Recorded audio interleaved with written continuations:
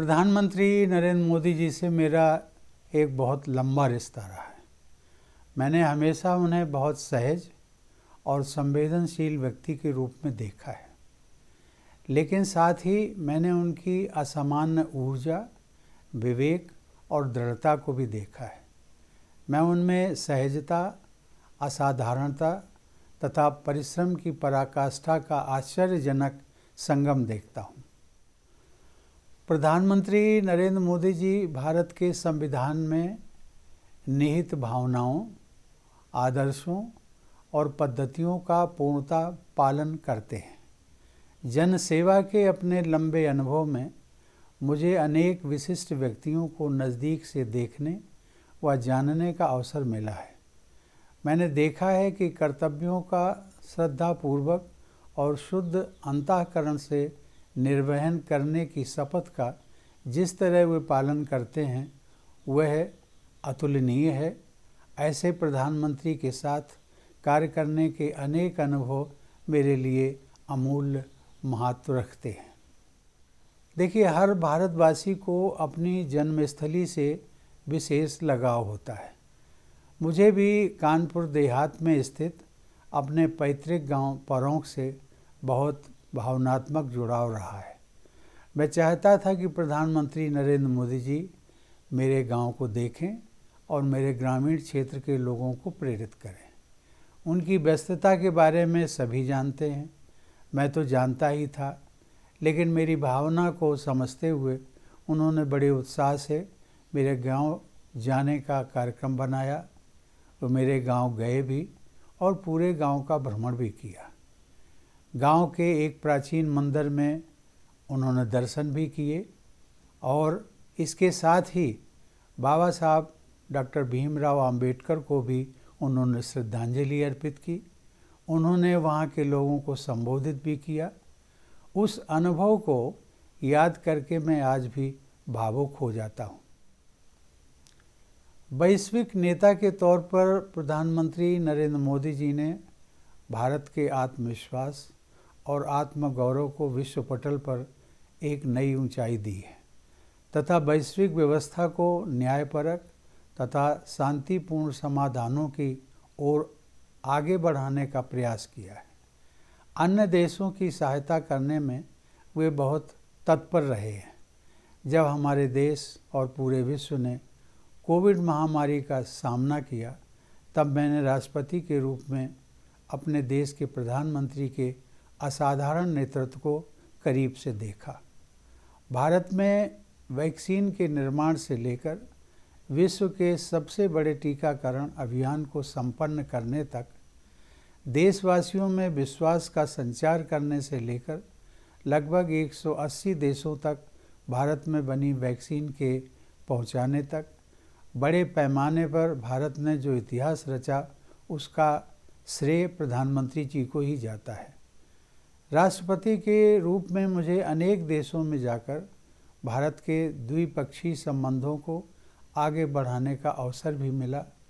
प्रत्येक देश में प्रधानमंत्री जी के बारे में विशेष सम्मान की भावना के कारण मेरा कार्य और भी आसान हो जाता था। एक बार फिर मैं कोरोना महामारी से उत्पन्न विकट समस्याओं तथा प्रधानमंत्री जी के नेतृत्व में उनका सामना करने के असाधारण प्रयासों का उल्लेख करना चाहूँगा। कोरोना के कारण गरीब जनता पर सबसे अधिक संकट आया। लोगों के व्यवसाय और रोजगार बंद हो गए। वर्ल्ड बैंक की रिपोर्ट कहती है कि प्रधानमंत्री जी द्वारा शुरू की गई योजनाओं और व्यवस्थाओं के कारण ही कोरोना काल में भारत करोड़ों लोगों को गरीबी रेखा से नीचे जाने से बचा पाया। बाबा साहब आम्बेडकर से जुड़े स्मृति स्थलों को विकसित करने तथा उन्हें जनमानस से जोड़ने के जैसे तमाम कार्य प्रधानमंत्री जी ने किए, जो अभूतपूर्व हैं। उनकी पहल पर national commission for backward classes को संवैधानिक दर्जा दिया गया। उन्होंने 15 नवंबर को धरती आबा बिरसा मुंडा की स्मृति में जनजातीय गौरव दिवस मनाने की परंपरा शुरू की। साथ ही जनजातीय क्षेत्रों और लोगों के विकास के लिए विशाल पैमाने पर विकास योजनाएं कार्यान्वित की जा रही हैं। देश के सर्वोच्च संवैधानिक पद पर समाज के वंचित वर्गों से आने वाले लोगों को अपने दल का उम्मीदवार बनाकर प्रधानमंत्री जी ने सामाजिक न्याय और संवैधानिक नैतिकता यानी कॉन्स्टिट्यूशनल मॉरलिटी को नए आयाम दिए। So it goes a very long back. My uncle, Mr. Suresh Niotia, came in touch with him, I think, in the mid-90s or late 90s. And I didn't have so much of interaction at that time, though I met him once or twice. But at a family level, there was a fair amount of interaction. And then he became CM of Gujarat, and we had our major cement factory in Gujarat. So that brought my father and uncle to meet him more often. I was not looking after the Gujarat cement business. I was looking after the cement business in eastern part of India, which was in Chhattisgarh and in West Bengal. So I didn't have that many opportunities to meet him, but because the families were known, there were one or two occasions when there were some celebrations or occasions where I was in Ahmedabad and went and called on him. Other than that, my association was very limited during that period. My father was very deeply involved with the Somnath Trust. He was sort of very devout of the temple and was keen to improve the facilities for pilgrims, etc. So he was invited by the then Chief Minister to join the Somnath Trust board, and he was working. And then when Honorable PM became Chief Minister, he was also involved in the Somnath Trust as a trustee, and Keshubhai Patel was the chairperson, and my father was also involved. In 2009, my father passed away, and so perhaps a year or two later, Honorable PM invited a member of the family. So actually he spoke to my uncle Suresh Niotia. Uncle said, I am very old, so why don't you take Harsh? So he was kind enough to invite me. And that got me an opportunity to know him a little more, I would say. Though the meetings were not that frequent, but initially while he was Chief Minister, there would be at least 2 or 3 meetings in a year. And because Advani ji was also on the board, so usually the meetings was followed by dinner, etc. So there was a lot of time that in those days. After he became Prime Minister, obviously that much of time not available. But I must say that he used to diligently be present at all the meetings till today. It's now usually once in a year, but it's quite extraordinary, his commitment to the trusts, to the welfare of the pilgrims, to the importance of the Somnath temple in India's civilizational history, and so many ideas that he shares with us on how to make that a center of cultural renaissance. It's very interesting. There are few things that I have observed. When he's in the Somnath Trust meeting, which usually lasts somewhere between 1 to 2 hours, there's zero distraction. I mean, it is quite extraordinary that the man who's running the country, his focus on that subject at that time is 100%, not 99. There are no people walking in, giving him information or attending to any calls, or I'm sure there must be important things sometimes. Once or twice only in these so many years that someone has come in and drawn his attention, but usually not. He follows everything that is presented, makes very, very pertinent suggestions. So what is his thing? He's looking at how we can make Somnath temple not just a pilgrimage center, but also a cultural center, where the civilizational history of our land is celebrated, and people come there for more than just the darshan, to learn about India, to be to experience about our cultural roots. And so he is very keen to see how we can make that a more comprehensive pilgrimage center and tourism center rather than just only a darshan. The other thing that he has a strong leaning towards is how the temple creates an economy that is serving the society around it. So in terms of how do we take care of people who live around it? How do we improve the infrastructure around the temple? How do we create income generating activities so that the people who live around the temple can benefit from it? Whether it is by way of tourism, by way of transportation, by way of selling handicrafts, by way of organizing festivals, by way of encouraging companies to come and do their corporate meetings, and marriages and social functions. So I think he is looking at it as a very, very comprehensive way. And I think all the time he's giving ideas and suggestions. He's also has a very keen eye on technology, and he has a focus pushing us all the time to look at how we can integrate technology to bring the stories alive of things that have,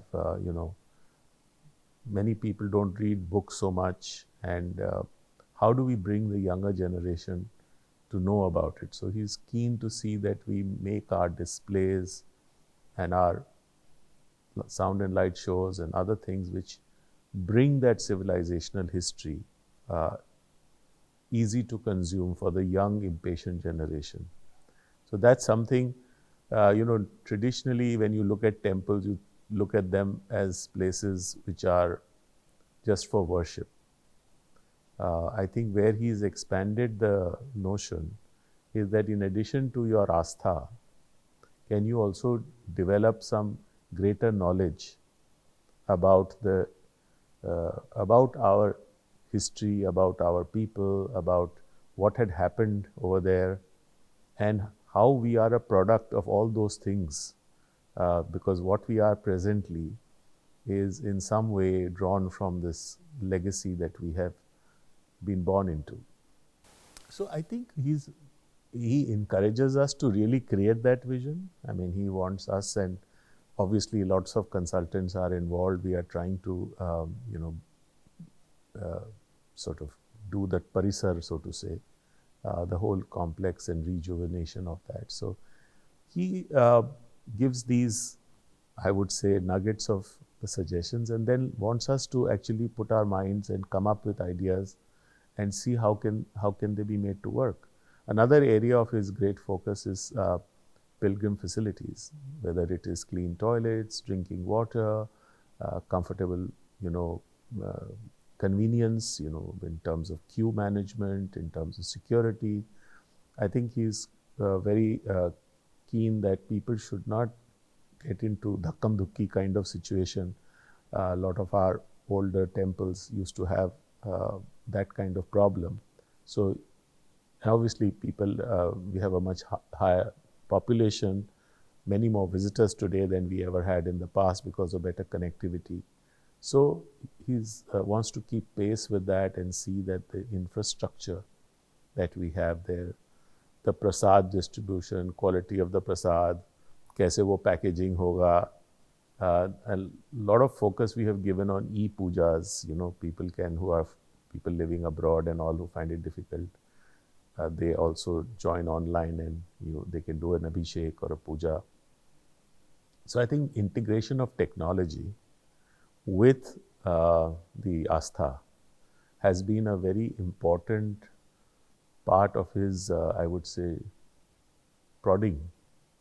Of course, it's all done by the trust and its very competent team of people, but it has certainly been inspired by him, encouraged by him. I think he does it in a manner by which he's prodding us to think. It's not just a direction. It's a direction, but you say, आगे आप लोग सोचिए और इस पर कुछ विचार करके कुछ निकालिए. So that is the kind of, another very amazing quality about him is that he is the most extraordinary listener. for somebody of his stature, even when I look at myself as a much limited person in corporate life, and somebody is making a presentation, I tend to get impatient, particularly if somebody is repeating himself and say, "Aage badho, aage badho." He doesn't do that. He is very patient and he listens very attentively to what is being said.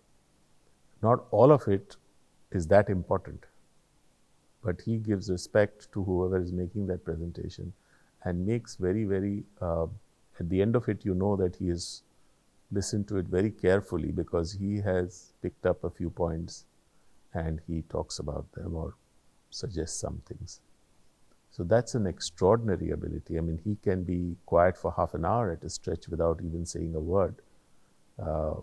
And that's not just in my interaction as a member of the Somnath Temple Trust, but also as a president of FICCI, and many times we as delegations from FICCI go to see him. We are 7-8 people. He allows each person to speak. Each person speaks for 5-7 minutes. He has not even a piece of paper in front of him. वो सबकी बात सुन लेते हैं.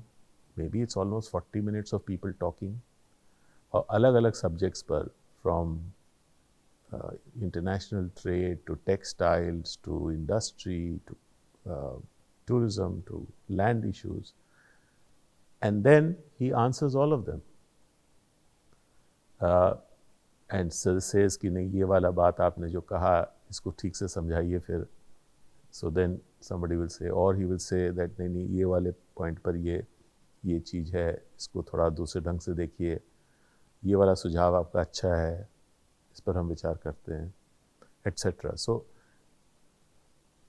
even when I see myself, would I really remember? I mean, I would tend to jot down, try to, after 40 minutes, and I mean, it's not like, okay, if I do my business, I'm meeting the same set of people. Here, he is probably he's going to meet us once a year. He's going to meet hundreds and thousands of sets of people, right from world leaders to other people. So just imagine how much of information overload must be there in his system. And yet to have the photographic memory. Yeah, that's another thing about him.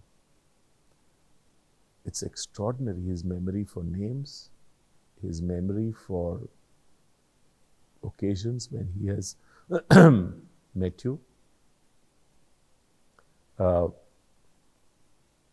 Many people have told me that they met him once, probably 10 years ago, and when they meet him the next time, he remembers. Many of us will remember, but when you are in meeting so many people of much importance and then the persons who mentioned this to me are not that important. I mean, they're not celebrated people. I mean, so they're just, okay, they may be somewhat competent in their own area, but not really well known in that sense. But to remember that is an extraordinarily perceptive mind. Yes, I said, he could unnerve somebody by somebody. I was mentioning to me that he met him and he said, "साहब आपसे पहले मिलने की सौभाग्य हुआ नहीं है." नहीं, मैं मिला हूँ आपसे. And he mentioned about an occasion where he met him, but he didn't talk to him, but he just was introduced to him, and that was 10 years back. And he said, and he's not such a celebrated person that, he's so well known that you would remember. Suppose you meet Sachin Tendulkar, you'll probably remember it. But that's not, so he was quite, he said, yes, I know that I had met, but I never even imagined he would ever remember.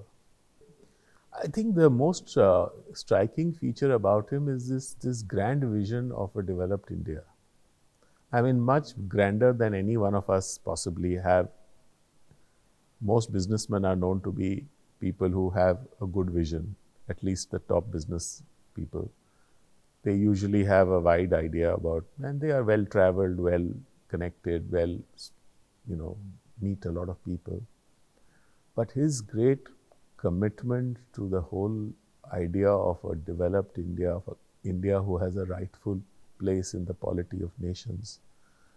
That is very, I would say, inspiring, almost, I would say, so magnetic that we are quite, we come back, and we always come back feeling that we are not doing enough, because he thinks all of us can stretch ourselves.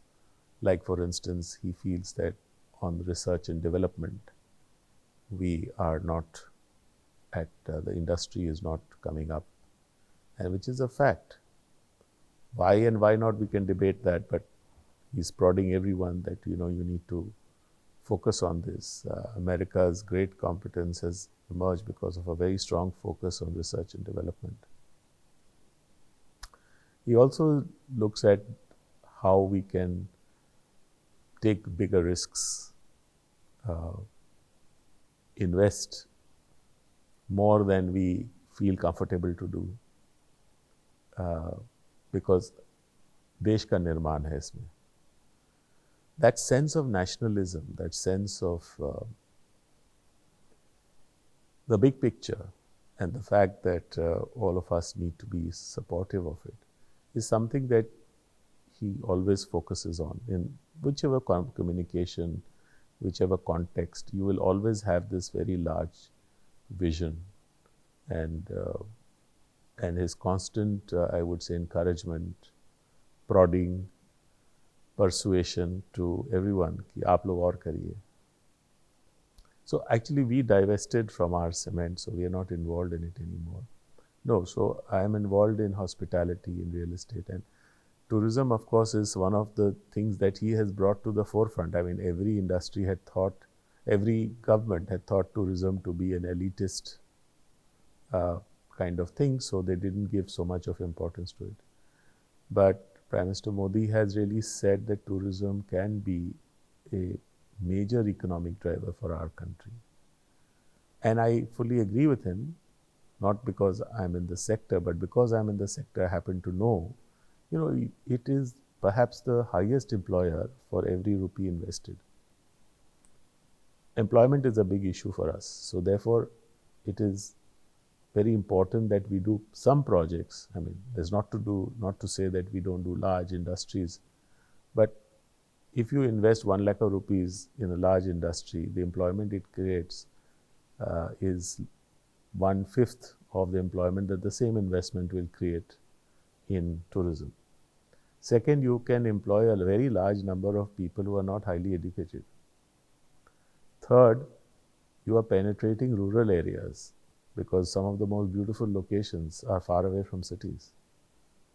And therefore, you create local employment in remote locations, which is very beneficial for the... So these things didn't happen earlier on many reasons. One, of course, was that it was not a focused area. The second is the way Prime Minister Modi has changed the perception of India in the global stage, has made India a much more sought-after destination to travel, both for business as well as the curiosity of the country. So that has not only kindled international interest, but a lot of Indians were traveling abroad, but not traveling in India. And to some extent, perhaps COVID has also changed the dynamics, because international travel during that time became a nuisance. So people started looking at India, and then they suddenly discovered that we have very beautiful places to go to. Then, of course, is his massive road program, which has brought many of these places which were arduous, long journeys into a motorable journey. Then there are this Udan scheme and the airports. They have linked remote locations. And then the Vande Bharat train. So if you take a combination of all these things, it has really created a huge momentum. And not to talk about the fundamental reason why people want to India. We are an ancient land. We have amazing archaeology. We have amazing history. When you go to another land, this is what you look for. And we have it all, except that we didn't have that many tourists coming. Of course, there are some challenges still, but we are seeing a very steady progress towards eradicating these challenges. And as we go forward, I think tourism can be a major economic driver for our nation. I think Prime Minister is very, very focused on this, and he encourages efforts to make this happen. We have attended programs where he has addressed the Indian diaspora. I mean, it's really very, very inspiring to see that. It's so good you feel. He is very encouraging to the Indian NRI segment and those who have gone overseas. So we have a lot of goodwill that has generated there for our country. And we see that his visits create a kind of positioning for India. So I have studied at the Harvard Business School for a while. At that time, that was in the early 90s. I mean, I literally had to tell many of my American friends, they'd say, India, Calcutta? Where, what? I mean, like, we were literally out of the radar of an average American. Not that America tends to be very insular, and they don't look beyond their shores very much. And today, I think we are in the top of the mind,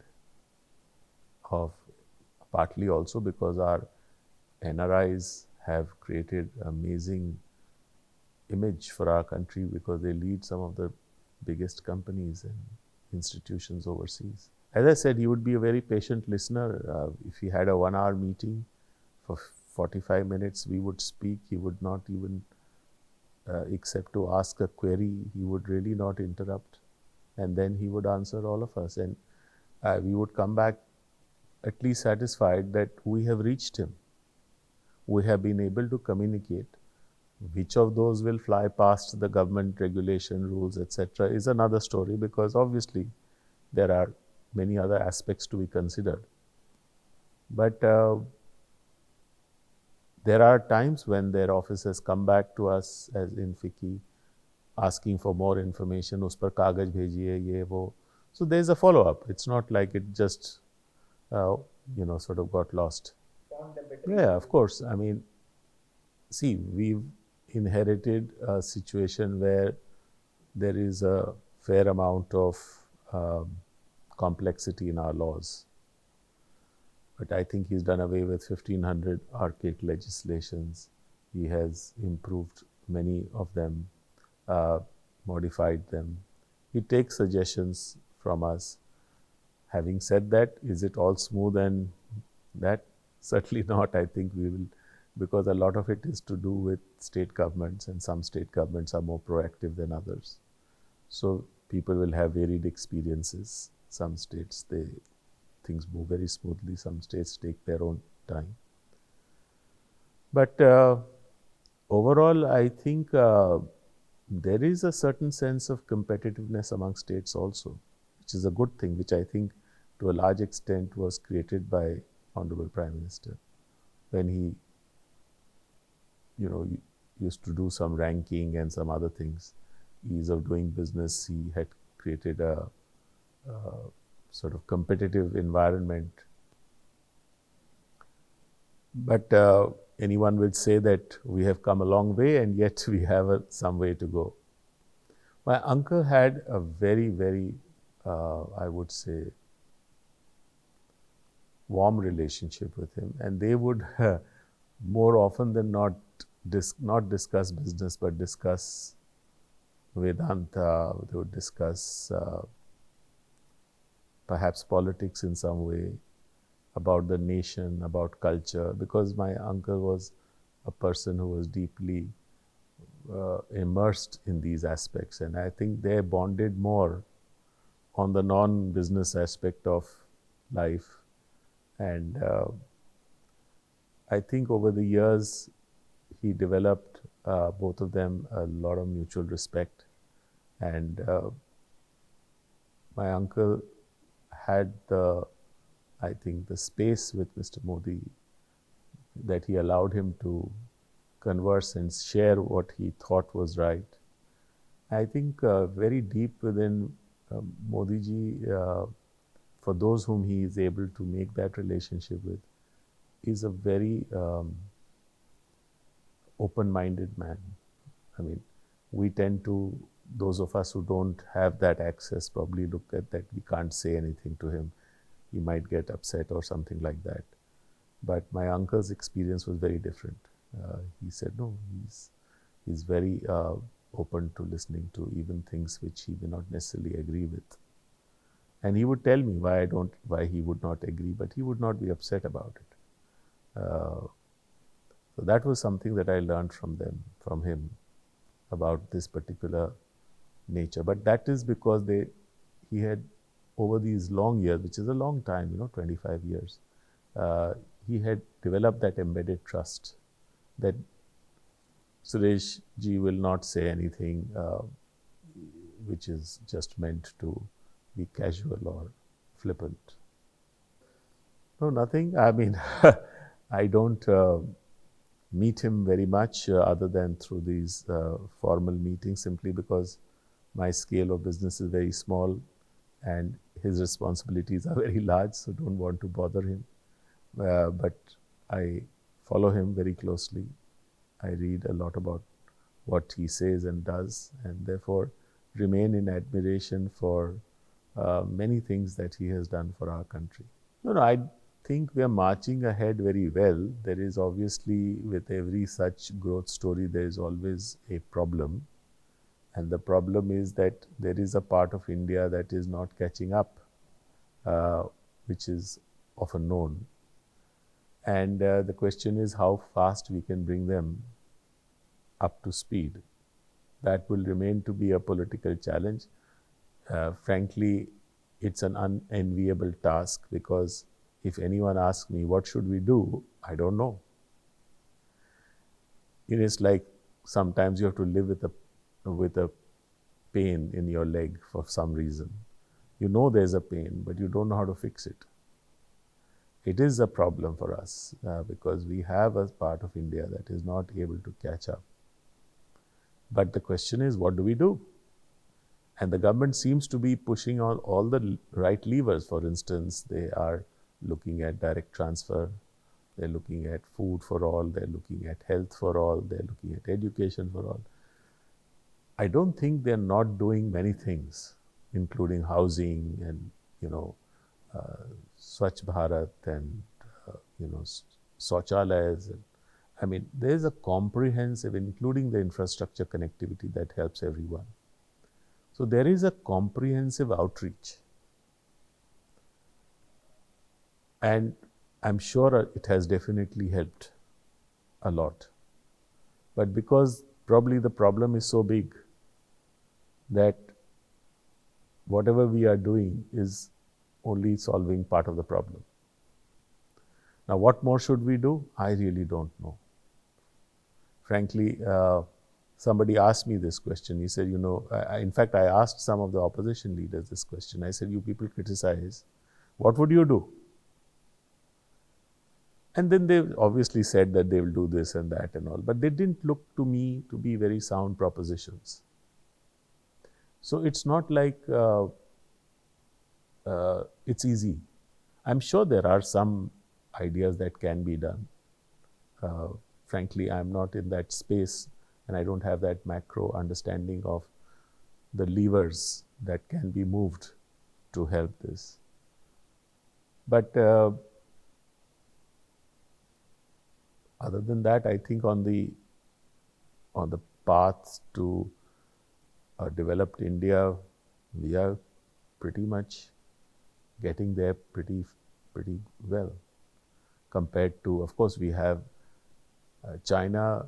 When it grew that fast, the world was also growing and there was a lot of tailwind. We are growing at a time of a lot of headwinds. We have geopolitical tensions. We have a slowing China, we have a slowing US, we are slowing Western world, at least Europe is slowing. So we have many international challenges around us. So we don't have the tailwind that China got, because when China was growing, which was 10, 15 years before we started our story, They started theirs, I think, in the late 70s. We started ours in the early 90s. So they had a 15-year lead. That's the time when the world was in a different phase of growth. So they got that momentum. So our struggle will be a little longer, it seems.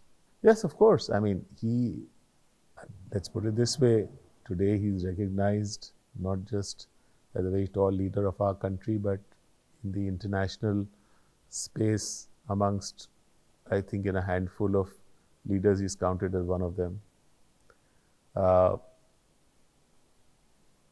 He has immense goodwill, both as a representative of a large democracy like India and in his own personal capacity as how he has interacted with world powers. So I think he has definitely a much better opportunity to navigate us through these difficult times. But it is difficult times, and I suppose anybody will have many challenges. Modi means making of developed India. This was my description initially. India is moving forward. Now it's being recognized and respected worldwide. Our voice is heard with attention and given due respect and taken cognizance of. Sri Narendra Modi is a thinker, a visionary. He thinks and he acts on it. I call him as a doer. I always used to say, leader means character, caliber, capacity and conduct. All these four qualities are best suited for Sri Narendra Modi. As I have completed my tenure as a constitutional functionary, I don't want to get into politics or speak of present day politics. I only say that both of us come from the RSS background. RSS means ready for selfless service. Discipline, dedication, devotion used to be the hallmarks. Fortunately, we acquired them from that great organization. As I said, Narendra Bhai is a thinker and a doer. He always used to think about the country. I remember one day when he came to my house, my wife took him to puja room and then offered some tilak and prasada. And she said she wanted to convey something to him. उन्होंने कहा बोलिए. She said आप थोड़ा रात में सोना चाहिए. पर्याप्त नींद हमेशा बहुत जरूरी है. प्रधानमंत्री ने कहा मैं क्या करूं, नींद आता नहीं. ज़्यादा मैं रात में हमेशा सोचते रहता हूं. As I said, he always used to think about doing something good, doing something great for the nation. And he always used to think about the upliftment of the poorest of the poor and also the women folk. Narendra Bhai believes in the principle of reform, perform and transform. That's why he brought in a lot of transformation. One day in the cabinet and we were discussing about housing, the Prime Minister said we must provide houses to all the people and also open bank account for every individual. I said, हमारा कार्यकाल में 5 साल में एक काम पूरा करेंगे. उन्होंने कहा 5 साल. मैंने कहा देश पूरा कवर करना है तो समय लगेगा. उन्होंने कहा नहीं, 1 साल में होना चाहिए. He always brought reforms, came with new and innovative ideas. That's why India could reach this position. Whether you call it as the expansion of the airports across the country, or the introduction of Vande Bharat rail, or the new train connections including to Srinagar, any initiative, he always used to try to reach the top. That was his aim and he works on that. He always used to hear the advice or the divergent opinions of colleagues and then at the end of it used to come to conclusions. That's why he proved to be a good administrator. Sri Narendra Bhai's tenure of this 11 years, of his continuously, is really brought so many milestones in various segments of development. He always used to be on time. I remember my days as party president. He used to come before the commencement of the meeting and used to tell everybody, Venkaya ji hai. Even parliamentary party meeting also, he used to come beforehand and used to sit in the front rows because he want to set example to others as the Prime Minister, as the leader of the country. Punctuality, discipline. He was always worried about the menace of terrorism, separatism. One of the biggest achievements during his tenure is crushing these terrorist activities and crushing the separatist forces. This is one of the major achievements. And remarkably, one has to think about the abrogation of Article 370. We used to think about it and dream about it since our childhood. But during his tenure, he brought that legislation of abrogation of Article 370 and got it approved. Construction of Rama Temple and also abolition of triple talaq, providing equal opportunities to all, irrespective of caste, creed, sex, religion, and region, and also trying to bring in a lot of new initiatives. As Urban Development Minister, we discussed, and then he gave me the idea of smart cities, and we could go for smart cities across the country in different states. Then also he was instrumental in bringing drinking water to every house in the country. That was one of his pet schemes, I remember, as a minister.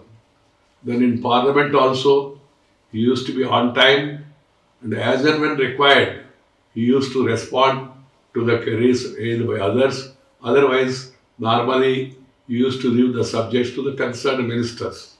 He used to intervene as and when required and he used to speak exhaustively about various issues and the questions raised by opposition members. I was the chairman of the Rajya Sabha. I used to enjoy the debates and reply by the Prime Minister was much awaited. In spite of disturbances from at times, he always used to explain in detail and complete whatever he wanted to say.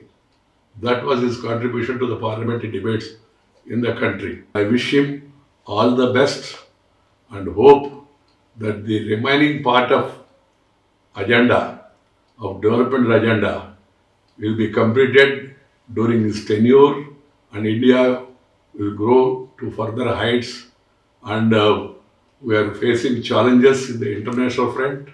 I am sure under his leadership we will be able to counter those challenges also successfully. I hope in the coming days also, with the best policies in mind and with reforms agenda in hand, we will be able to sustain development story of India and become third largest economy in the world. It's a pleasure and privilege on the occasion of the Honorable Prime Minister's 75th birthday to share a few memories of working under his big, bold and transformational leadership of the Swachh Bharat Mission, the largest sanitation program the world has ever seen. This audacious program made a public commitment, especially to women and girls, to eliminate open defecation in just 5 years, including the Jal Jeevan Mission and Mission Life, Lifestyle for the Environment. The Prime Minister was also our communicator in chief on Swachhata, particularly during his monthly Man Ki Baat radio addresses to the nation, where he motivated and encouraged all sections of society to join the Jan Andolan. Happy birthday, dear Prime Minister Modi. Let us build an even stronger partnership between India and the European Union. 11 वर्षों में उन्होंने देश का कायाकल्प कर दिया है। एक और जहां 25 करोड़ से अधिक लोग गरीबी रेखा से बाहर आए हैं, तो वहीं आज किसान, कामगार, महिला, युवा सभी का जीवन अभूतपूर्व रूप से समृद्ध और उज्जवल बन चुका है। देश के अत्यंत लोकप्रिय, सफल और जनता के बीच में आशा और आस्था का जो किरण है, वो प्रधानमंत्री नरेंद्र मोदी जी का जन्मदिन है। उन्हें मैं बहुत बहुत बधाई देता हूं कि आपने देश की जनता को न्याय दिया है। मैं ओबीसी कमीशन के चेयरपर्सन के रूप में मैं आपको धन्यवाद इसलिए दूंगा कि आपने 2018 में हमें आयोग को संवैधानिक का दर्जा दिया है। इसके चलते बहुत से अधिकार बढ़े हैं। जो अधिकार पूर्व में SC/ST कमीशन को थे, सेम अधिकार आपने ओबीसी कमीशन को दिलाए हैं, दिए हैं। इस वजह से हुआ ये है कि जहां पर देश की 50% जनता रहती है ओबीसी के रूप में, उन्हें अभी नौकर भर्ती में, शिक्षा में, उच्च शिक्षा में, प्रमोशन में सभी जगह पर न्याय मिलने लगा है। बच्चों की स्कॉलरशिप से लेकर हर चीज़, हर जगह पर अभी हम समीक्षा लेते हैं। हम पूरे देश के सभी राज्यों में जाकर सभी स्तर पे उन्हें न्याय दिलाने का प्रयास कर रहे हैं। उसकी वजह है आपने दिए हुए अधिकार है। मैं फिर से आपको धन्यवाद देता हूँ और जन्मदिन की बधाई देता हूँ। विश्व गुरु भारत आज पूरे विश्व पटल पर यदि छा रहा है तो उसके पीछे एक बड़ी शख्सियत का बहुत बड़ा योगदान, तप, तपस्या और त्याग है। उस व्यक्तित्व का नाम है श्री नरेंद्र भाई मोदी जी। नरेंद्र भाई मोदी जी ने भारत की विदेश नीति को, खेल नीति को, आर्थिक नीतियों को जिस प्रकार धार दी है, उसके चलते आज पूरे विश्व में भारत का गौरव बढ़ा है। और विश्व लीडर के रूप में आज यदि किसी की पहचान है तो माननीय मोदी जी की है। योगासन के जितने भी साथी हैं वो तो ये मानते हैं कि वो हमारे ब्रांड एम्बेसडर हैं। मोदी जी की सबसे बड़ी खूबी है कि वो आपको इतना कंफर्टेबल फील करा देते हैं कि आप अपने मन की हर बात उनसे शेयर कर सको, और वो जिसे एक बार मिल लेते हैं उसको भूलते नहीं हैं। कमाल की याददाश्त है उनकी। मैं तो इतना ही कहूँगा कि हम लोग अपने घर के 6 लोगों के साथ खुश नहीं रह पाते। एक की बात मानो तो दूसरा रूठ जाता है, दूसरे की मानो तो पहला रूठ जाता है। लेकिन 140 करोड़ लोगों के भले का सोचना और सबको साथ लेके चलना, ये अपने आप में बहुत बड़ी बात है, बहुत बड़ा काम है कि नहीं? That's amazing. अब हिंदुस्तान को कोई हल्के में नहीं ले सकता। मतलब अमेरिका की पार्लियामेंट में अगर हमारे प्राइम मिनिस्टर को स्टैंडिंग ओवेशन मिलता है तो वो स्टैंडिंग ओवेशन पूरे 140 करोड़ हिंदुस्तानियों के लिए है। बड़ा अच्छा काम किया है। हम अपने बच्चों को सिखाते हैं कि अपने घर को साफ रखो।